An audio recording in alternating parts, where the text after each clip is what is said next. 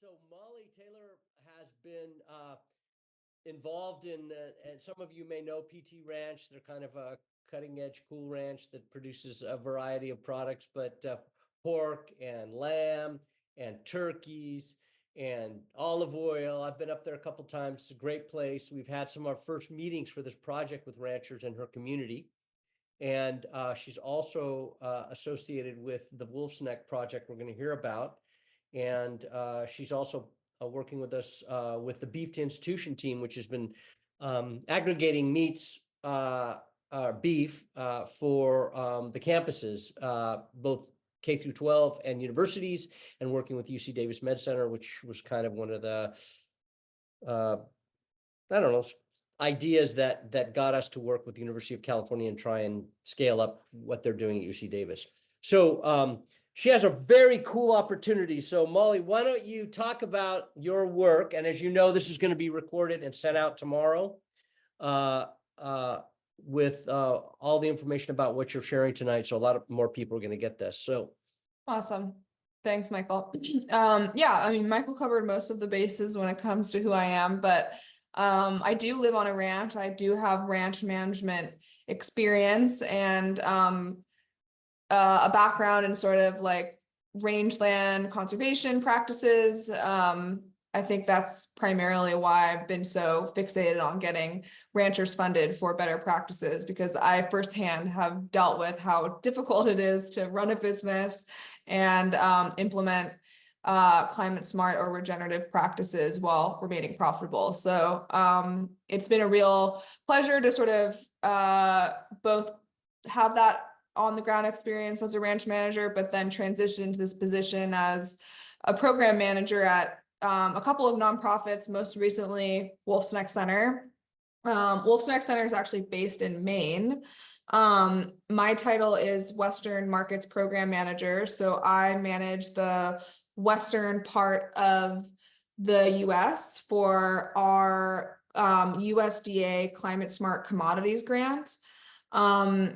I will just give you a little like background on this grant writ large, and then we can jump into like the specifics of what we can offer you all. But essentially, a couple years back, the Biden administration earmarked about $3 billion from the Inflation Reduction Act for this USDA Climate Smart Commodities program.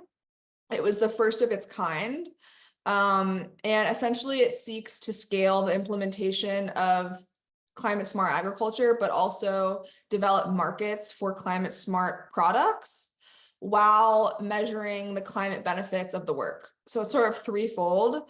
And uniquely, it's not being administered by the Farm Service Agency or by the Natural Resource Conservation Service. It's being administered by grantees such as Wolfe's Neck Center. So there's a variety of grantees. Some are for-profit, some are nonprofits. We happen to be a nonprofit, and we received about $35 million to do this work. It's twofold. It's both basically like sub-granting micro grants to producers like yourselves who want to do climate smart agriculture. But then there's also a tech ecosystem side, which we won't get into today, but the grant was roughly split in half between the tech ecosystem development and the actual on the ground work. So I'm going to share my screen so that you can see. Can you all see this? yes. Yes. Okay, I'm going to go into presenting mode. Is that better? Yep. Perfect. So I sort of mentioned this, but the Climate Smart Commodities Grants will provide technical and financial assistance to producers to implement climate smart production practices on a voluntary basis on working lands, pilot innovative and cost-effective methods for quantification, monitoring, reporting, and verification of the greenhouse gas benefits, and develop markets and promote the resulting climate smart commodities. So just to be clear, today we are talking about beef. We are eligible, our grant is eligible for a couple of other commodities that aren't about beef, but today we're going to focus on beef. And unfortunately, I heard someone earlier say they were a pork producer. We are not covering pork. Within the meat space, we are only funding beef projects. We do fund other things like specialty crops, wheat, and dairy. But unfortunately, we're sort of have to focus on those couple of commodities. Today, we're going to talk about what we can offer ranchers, beef ranchers in particular. So the two practices that we're funding on the ground are prescribed grazing and carbon amendment. So prescribed grazing essentially means like the implementation of a grazing plan to promote biodiversity, soil health, etc. Carbon amendment covers both the application of biochar or compost. The program is pretty straightforward in the sense that we're offering flat payment rates for both practices, $64 a ton for a one-time heavier application of compost. Prescribed grazing is $30 an acre for less than 500 acres, $24 an acre if you're going over 500 acres. The total award size that we will be granting to beef producers will range between $25,000 and $75,000. The project term, meaning how long you as the rancher will need to implement prescribed grazing, will be 3 years, starting from the point of contract execution, which we're hoping would be this fall. So you'd execute your contract this fall and have 3 years of subsequent grazing work and or carbon amendment work. The additional services that we're offering include technical assistance and this kind of catchphrase of MMRV, which stands for measurement, monitoring, reporting, and verification. So the technical assistance will be provided essentially to help you as a rancher develop a prescribed grazing plan, but also since this is a USDA grant, we have to collect quite a bit of information from the producers. So the technical assistance provider who you'll be paired with will basically walk you through that process and capture all that data from you and then enter it on your behalf. So really the only responsibility you have as a rancher besides actually implementing the practices is making time to meet with your technical assistance provider. The other kind of service that you get if you are awarded this grant would be the technical assistance provider would also come out and take soil samples using the Point Blue Range D protocol. Additionally, they would enter the practices into Comet Planner and basically get a projected carbon dioxide removal that you could just be aware of for your own edification. And then the final sort of like service or perk of being involved with the program is that we offer $2,000 and $4,000 stipends depending on if you're classified as historically underserved by the USDA. So that stipend is really meant to kind of acknowledge that these grants do take time. Sometimes I think anyone, including myself as a rancher, could get very excited about the idea of sort of like free money, but there's quite a bit of administrative work that takes to successfully implement these projects. And we want to acknowledge that time it takes out of your day-to-day of operating a ranch. So we offer $2,000 or $4,000 for that time. So sort of like the process, you as the rancher would sign a contract with the nonprofit Wolfe's Neck Center. You would then work with the technical assistance provider to implement the practices and collect the necessary data. The payments are made in 3 installments. The check is actually sent by our project partner, Zero Foodprint. For those of you who don't know, Zero Foodprint is a California-based nonprofit who runs a similar grant program called Restore California. They are just very experienced in the ins and outs of actually processing payments. So we're giving them that responsibility of doing that in a timely fashion for you all. But essentially the first payment is an advanced payment that you receive after you've signed a contract with us.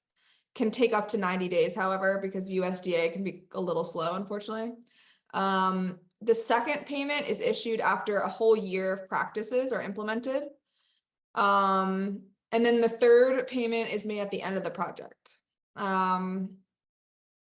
The things that you have to be willing to do is to work with this technical assistance provider to develop the grazing plan, and really the payments are dependent on the successful implementation of that grazing plan. So we do ask for photos in and out of the field. We do ask that the grazing plan is styled after the Savory Institute's chart system. So you actually track, not only do you project your moves in and out of fields for the entire year ahead of you, but you also will track your historic moves. So we'll get both sort of what you projected and what you did in terms of animal units per acre and dates of movements. So how you qualify, really, we only want to fund practices that are new to that acre. So if you were involved in another grant for compost application, that's fine. We just don't want to apply compost to that same spot. We want it to be a new area. And the same goes for prescribed grazing. If you have a part of your ranch that you've been intensively managing, but a different part that you haven't, this would be that opportunity to expand the practice or to do it on a new ranch.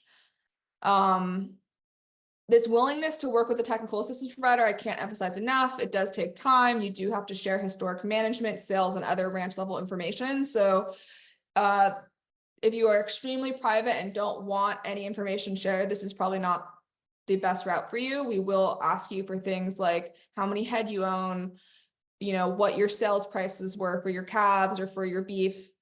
The other sort of programmatic level criteria is an FSA number. For those of you who aren't familiar with the Farm Service Agency, they issue farm, track, and field ID numbers to interested ranches and farms to essentially track like federal investment. So we have to have that in place in order to work with you. However, if you don't have that, it's not a huge deal. We can, our technical assistance provider can work on your behalf to get that. So it's not going to disqualify you. And then I'd say sort of like finally, as a priority for our project, we are prioritizing historically underserved farmers and ranchers. So there will be a link to an application after this presentation that you can click on. And in the top part of that application is just a description of the program, but also the definition of historically underserved. It includes women, veteran, BIPOC, small producers, etc. So we will be prioritizing applicants who fall under that definition. I think that sort of concludes this little PowerPoint. So yeah, Michael, I don't know if we want to. Yeah, I want to say a couple things. One is I just want to talk about the FSA number. So that is really a great service that you're providing to help people get that, because if in the future it is probable that there will be, you know, if this next 5 years of research from all these projects, and just for your edification, there are 137 projects that actually touch upon livestock. Some are lamb and pork, beef, obviously, there's goats. There are a lot of different programs out there that are offering support to different commodities, different livestock. Only 37 are focused on beef. But as you were saying, a lot of this is about helping historically underserved farmers. And the really cool thing is, once you get that FSA number, you can apply for all kinds of programs, all the different ways that USDA provides money, support, insurance payments. You all have to have that number. So it sets you up for the future if you ever want to use those things. So it's very valuable to get that. The other thing is, the technical support you're providing is also a good thing. Someone to help with the development of the grazing plan. That's really helpful because a lot of people have never done that. Setting them up to be able to utilize the savory charts. That's all really great stuff that you're providing, and will give a leg up for anybody that wants to try this. So it's those are things that I really appreciate about this program. So any questions, thoughts, things people want to share? There's a couple of questions from Ashley in the chat. Okay. Oh, Molly already answered one. And then, Yeah, and for her last question, tribes are definitely eligible. Land trusts, you have to be an agricultural operation. So if the land trust is also engaged in agricultural activity, then I think they would qualify. And I don't know what NFPs are. Not for profits. Oh, Not not for any entity. What you're saying is any entity that's managing. That's actually an agricultural entity, yeah. And that's reporting, like answers the census, does all the things that an agricultural operation would do. yeah, Be playa. raising products, selling them. I Yeah. have a few questions. First one is, who are your technical assistance providers? Like, is there a list of approved ones, or is So there we funding? have two technical assistance providers. One is actually focused on our crop projects and the other is focused on our range projects. The range technical assistance provider is named Ryan Morgan. And they have background in ecological monitoring and grazing themselves. The person, people often ask me, can they be their own technical assistance provider, or can they recommend another?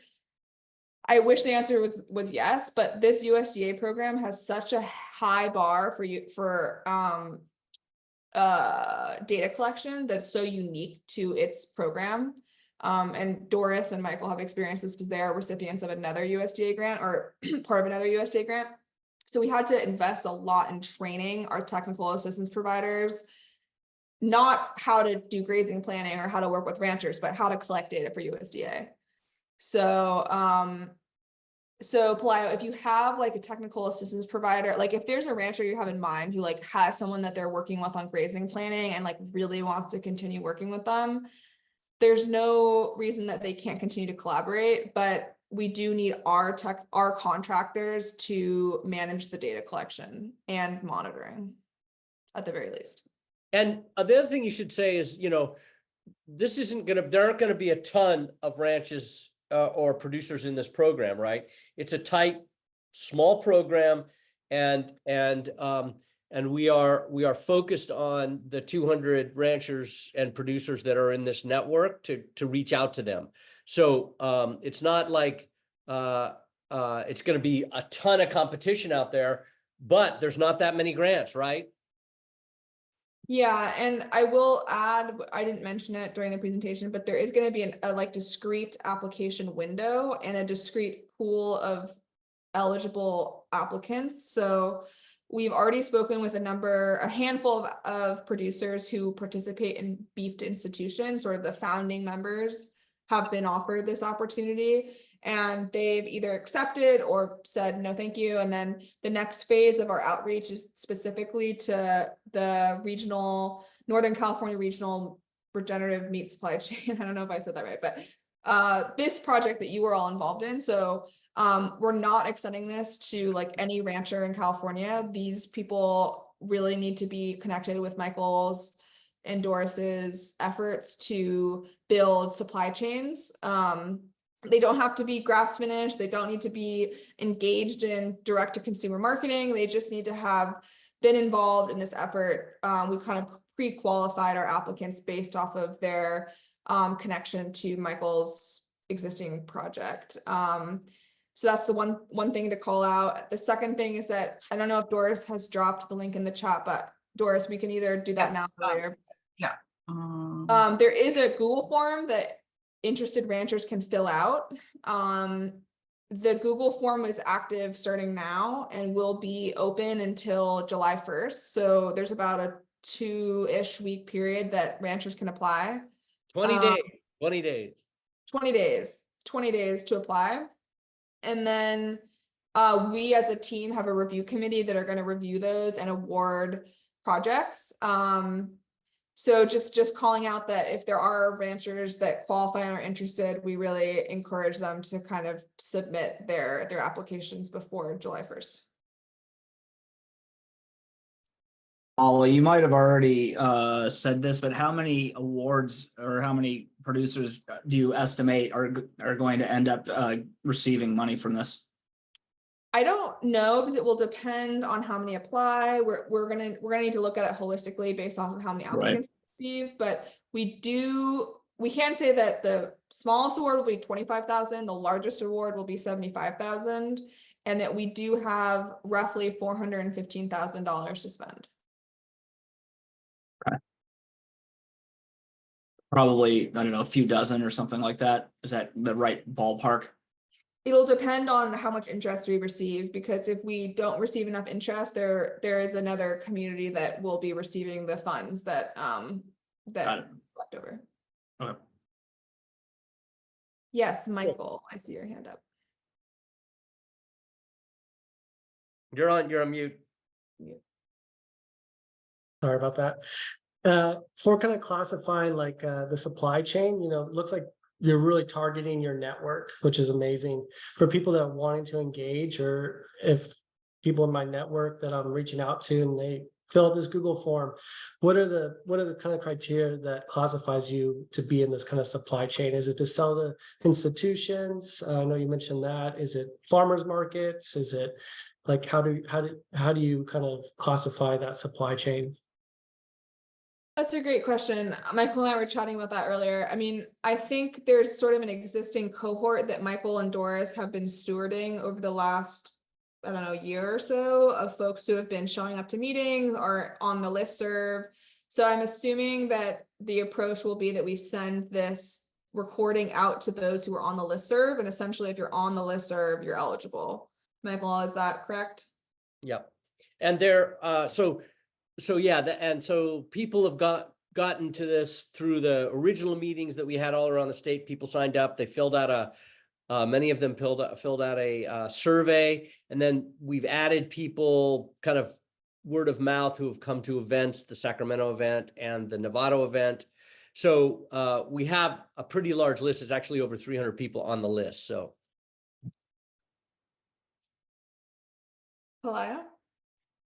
Yeah, so Molly, you mentioned the grant has also funding to help with some market development, I believe. Can you tell us a little more about that? Yeah, that's a great question. That is part of the USDA sort of like mission here. And that's sort of why I mentioned this pre-qualification of being involved with Michael's supply chain initiative. It's extremely hard in beef to sort of quantify on a per SKU level climate benefits, right? A lot of the other projects we're working on are in things like almonds, where a candy bar or a power bar that has almonds wants to make claims about the regenerative climate benefits of the practices at the almond farm level. And that's tough when talking about beef, right? Because like it goes into a commodity marketplace oftentimes, and then you have a variety of different parts of the animal. And so we as a group have been discussing the complexities and have kind of come to the conclusion that particularly with beef, the best approach is to support these grassroots efforts with Roots of Change and Beef to Institution, who are working with the CDFAs of the world, the institutional buyers of the world, who are going to make procurement commitments to further this work beyond the federal investment period. Because we realize that, like, okay, we're going to give you some money. Hopefully you're going to do the right thing with the money, but what happens after? And what's going to continue this work are the UC Davis's med centers of the world saying, we care about climate smart beef. We trust these grassroots efforts who have been cultivating these producers who want to do this work. We will partner with them to make it happen. We know that's challenging because the cow on the property needs to get through a unfortunately very tight bottleneck, which is the lack of cut and wrap and slaughter, slaughterhouses, which is why we can't say conclusively you can only participate if you sell beef to a school or a hospital, because we know that's prohibitively difficult at this point. But we want to support the engagement of ranchers in these efforts to both do better on the land, but make it known to the people with purchasing power, if that makes sense. Michael, did I leave anything out there? Nope. Nope, that's good. Yep. Yeah, I mean, this is all right. We know this is like Molly said at the beginning, this is a new thing for USDA to do this, to kind of trust 147 different projects across the United States to pursue this kind of a project. And it's actually remarkable that it's happening. And they're going to collect all that data for 5 years. And hopefully, I mean, the goal is to be able to show, for instance, in this project, how many more acres were committed for at least 3 years to regenerative production practices, and what was the estimate of what that was going to do to that property and to that for that rancher. And people are going to be doing projects all over the country. You're going to hear about another one and probably others later that are focused on these issues, because there's only a certain pool of ranchers and producers are going to be interested in this in the country. And probably there'll be some competition between projects. And so the goal is to get as many of our people in touch with these projects as possible. And this is the first project that's ready to give away money. So it's really, really great, because it's a very compact, nicely designed, simple way to get involved. And with 2 things you have to do in addition to working with a technical advisor. So it's a really good project to begin. So we're going to be really curious to see how it goes.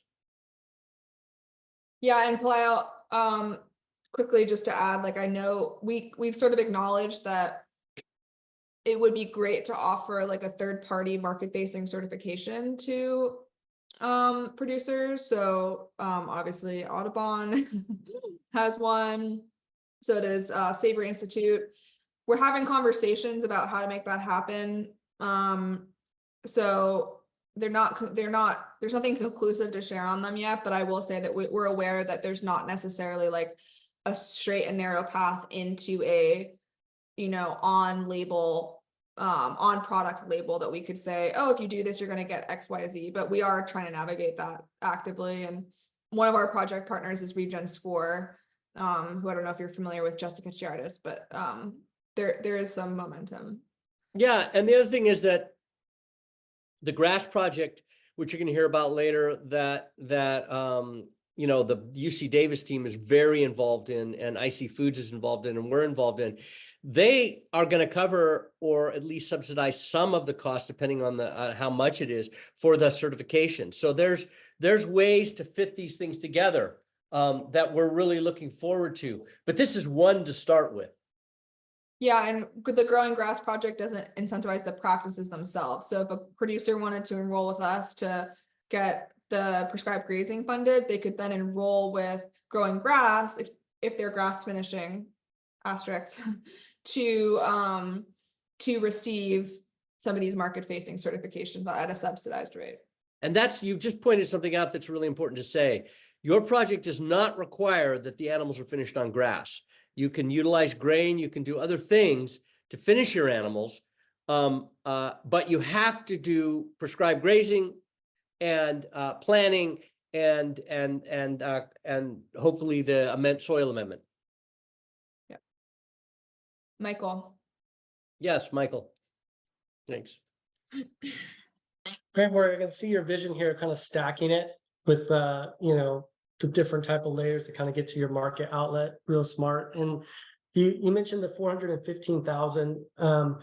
Do you need assistance and outreach? It seems like with the listers and everything out there, you pretty much have a pretty good idea of your target audience. Are you looking to incorporate more, maybe as an incubator, just with that Google Doc? Just kind of think about my team that we're doing over here, how much we want to push this at this moment. And then the other way I'm kind of thinking too, as you mentioned that there's also specialty produce, other commodity crops.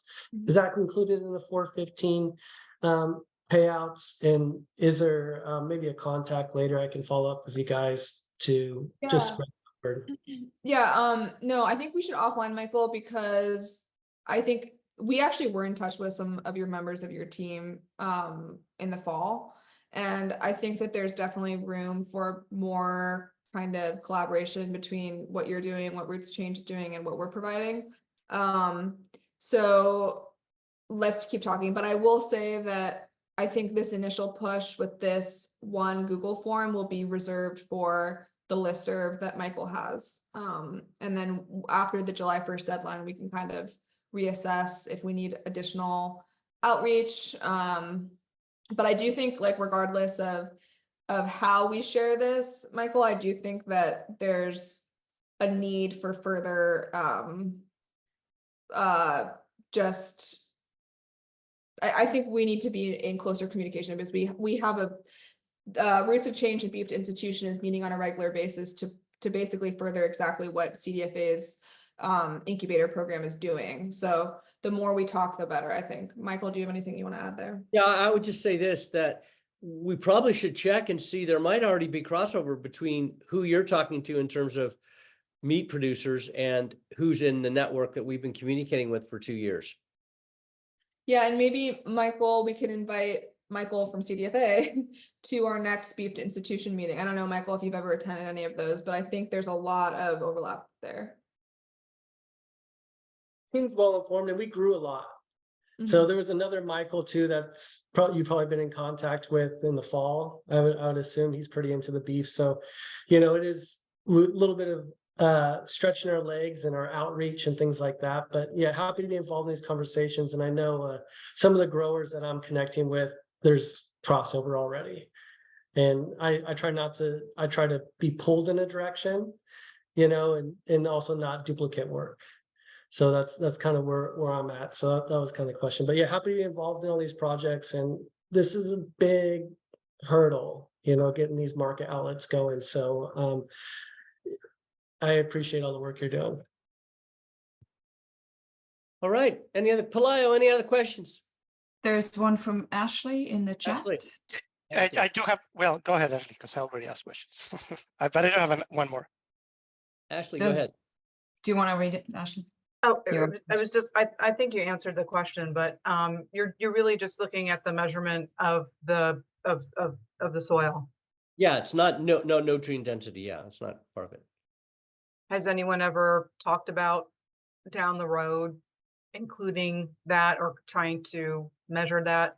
Not as part of this project, because this project is not focused on that. The USDA project is not focused on that. It's focused on climate, but there's tons of work, research going on around nutrient density in grass-fed meat. There's reports coming out. There's a lot of stuff out there. So that is kind of in a different realm, very important, but in a different realm. Yeah, I just wanted to comment that I think this is really innovative, and it's really, I'm really happy to see that you're actually, incentivizing the farm to institution, the actual, ranchers that want to participate in the farm to institution and that have the product, aren't just interested in the implementation, but actually are interested in the farm to institution. So I think that's fantastic. Good. Thank you. Palaio. Yeah, so for the carbon amendment practice, is this a one-time application? Yes. Okay. We And- diverged from CDFA's recommendation and are going with the Rouse and Silver route here.